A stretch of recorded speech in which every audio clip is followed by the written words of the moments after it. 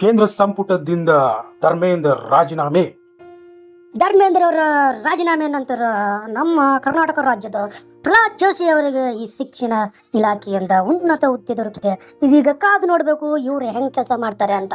ಇದರೆಲ್ಲ ಅಪ್ಡೇಟ್ನ ನೋಡೋಕ್ಕೆ ನಮ್ಮ ಚಾನಲ್ನ ಈಗ ಸಬ್ಸ್ಕ್ರೈಬ್ ಮಾಡ್ಕೊರಿ. ನಾನು ನಾಳೆ ಮುಂಜಾನೆ ಮತ್ತೆ ಅಪ್ಡೇಟ್ ಕೊಡ್ತೀನಿ. ಅಲ್ಲಿವರೆಗೂ stay tune, stay watching our the truth news 9 Kannada. ಬಲ ನಿಮ್ಮದೇ, ಚಾನಲ್ ನಿಮ್ಮದೇ. ರಾಜ್ಯದ ಪ್ರಹ್ಲಾದ್ ಜೋಶಿ ಅವರಿಗೆ ಮುಂದಿನ ನೀಟ್ ಪರೀಕ್ಷೆ ನಡೆಸುವ ಜವಾಬ್ದಾರಿ ಒದಗಿಸಿಕೊಟ್ಟಿದೆ. ಕಾದು ನೋಡಬೇಕು ಅವ್ರು ಹೇಗೆ ಇದನ್ನು ನಿಭಾಯಿಸ್ತಾರೆ ಅಂತ.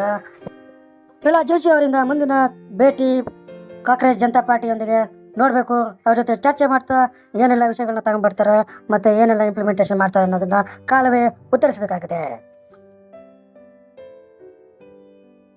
ಈ ನಮ್ಮ ಚಾನೆಲ್ನಲ್ಲಿ ಸತ್ಯವನ್ನು ಹೇಳುತ್ತೇವೆ, ಸತ್ಯವನ್ನು ಬಿಟ್ಟು ಬೇರೇನೂ ಹೇಳೋದಿಲ್ಲ.